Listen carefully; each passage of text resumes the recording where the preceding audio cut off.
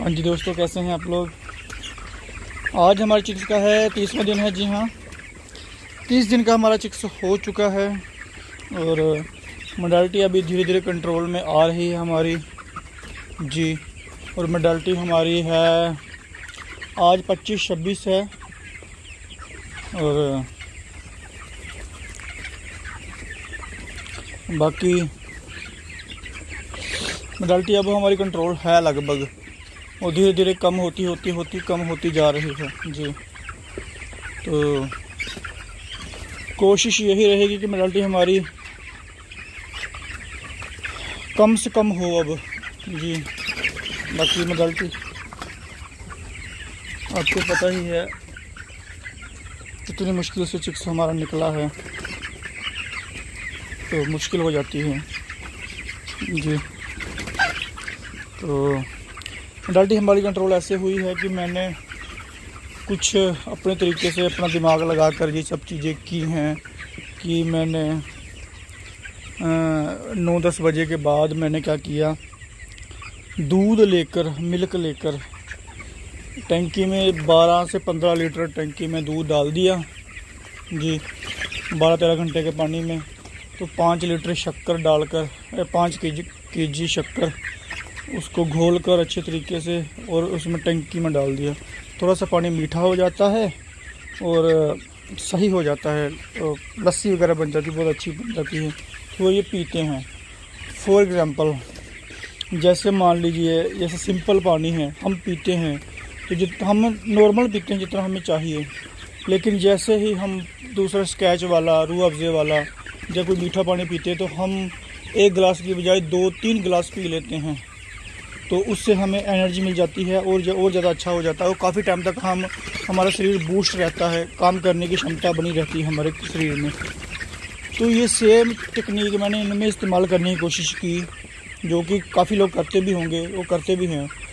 तो वो कारीगर हो गया, वो उसका फ़ायदा हो गया। तो अब वो पानी कम से कम बहुत ज़्यादा पानी पी रहे हैं अब उस हिसाब से जो मैंने किया। तो वो लगातार मैंने 3 दिन दिया है।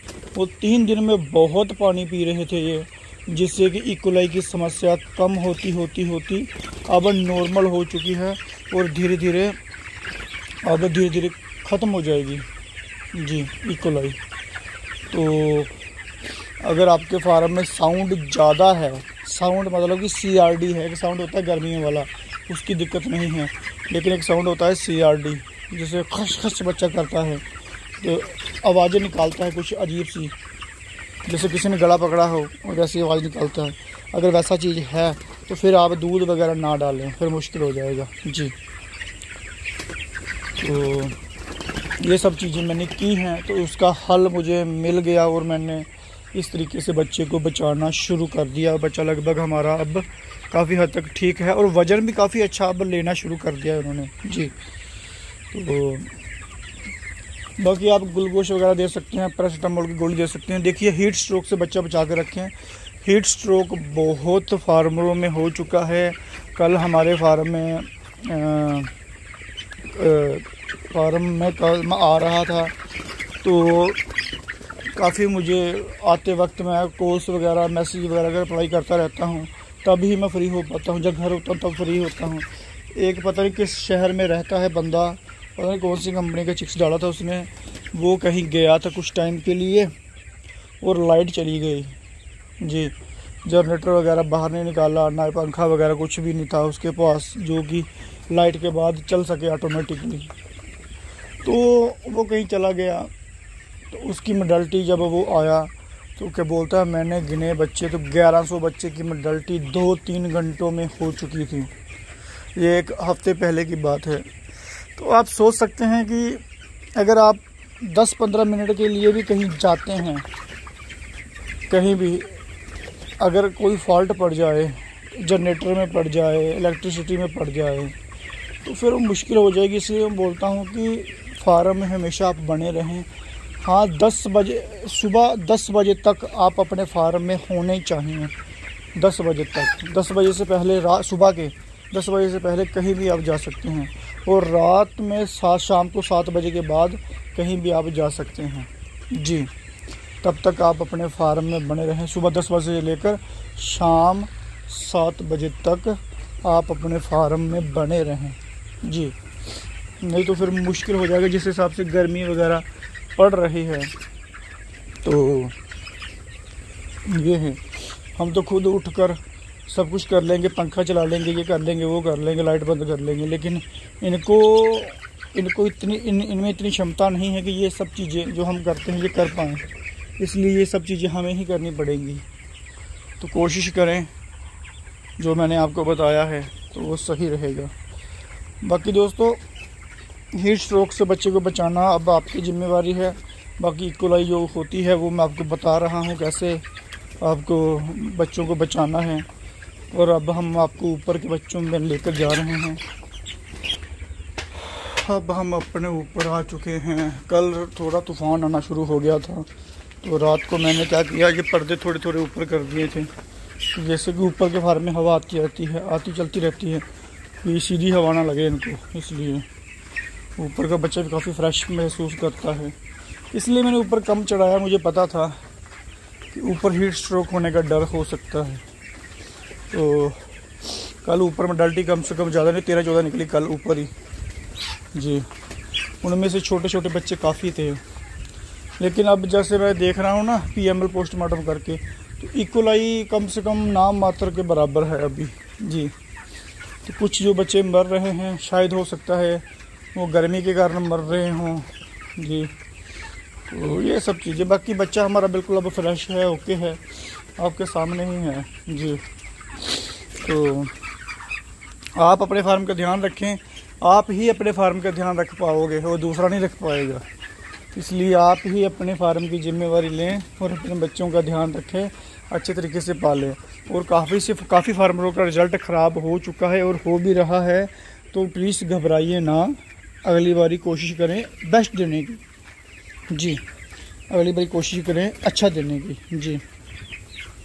तो दिल छोटा मत करें। बहुत से लोग फार्मरों ने फार्म छोड़ दिया अभी इस साल, तो आप देख सकते हैं कि डर गए काफ़ी लोग। तो अभी जैसे हमारा जो इसी फार्म है उसका लॉट, जो पिछला लॉट था वो C ग्रेड आया, ग्रेड C आया। जैसे EBC होता है ना, वो C आया, जिससे कि बच्चा हमारा रिज़ल्ट ख़राब हो गया। तब भी हमें 1,05,6 हज़ार रुपया आ गया। हमारा जो खर्चा पानी था, इलेक्ट्रिसिटी का बिल, जो हमने चावल का छिलका निकाला बीच में, लेबर का खर्चा, घर का खर्चा, प्लस हमारे आने जाने का खर्चा, सारा ही खर्चा हमारा निकल चुका है जी। तो आप सोच सकते हैं कि तब भी हमारे पास 50 हज़ार रुपया हमारे हाथ में तब भी आ गया। मतलब कि एक सरकारी नौकरी से ज़्यादा पैसा हमें रिज़ल्ट ख़राब होने पर भी मिल जाता है जी। तो ऐसा नहीं है कि आपका लॉस होगा। देखिए, आपके खुद से कुछ जाएगा नहीं, ना आपकी फीड जाएगी, ना आपकी मेडिसिन जाएगी, ना कुछ, सब कुछ कंपनी का ही है। आपका लॉस नहीं होगा। अगर आपका फ़ायदा भी नहीं होगा तो आपका नुकसान भी नहीं होगा। कॉन्ट्रैक्ट फार्मिंग का यही मतलब कि एक अच्छा बेनिफिट है कि हमारा लॉस नहीं होगा, फ़ायदा होगा, नुकसान हमारा नहीं होगा। ज़्यादा से ज़्यादा हमारा थोड़ा पैसा कम आ जाएगा, ये हो सकता है जी। तो आप अगर घबराइएगा ना तो अच्छे तरीके से काम कीजिए। बाकी मेरी शिकायत उन लोगों से है जो 15-15 साल से 10-10 साल से हैं, सिर्फ एक ही फार्म रखा हुआ है, ना आगे बढ़ा पा रहे हैं। क्या कारण रहा होगा इनका? मतलब कि ऐसा तो हो नहीं सकता कि जब से फार्म डाला हुआ है तब से लॉट ख़राब ही हो रहा है या कुछ है।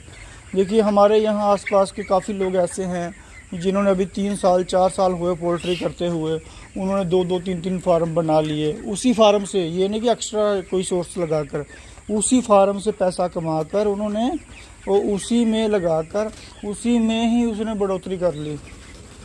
लेकिन काफ़ी लोग ऐसे हैं जो नहीं कर पा रहे हैं। इसका मतलब क्या बनता है? आप खुद सोचिए कि क्यों नहीं आप आगे बढ़ पा रहे हैं जी। या फिर आपने सिर्फ यही किया है कि इतना पैसा आ जाए तो उसको खर्च लें, बस उसके बाद फिर आ जाएगा, फिर इसको खर्च लेंगे।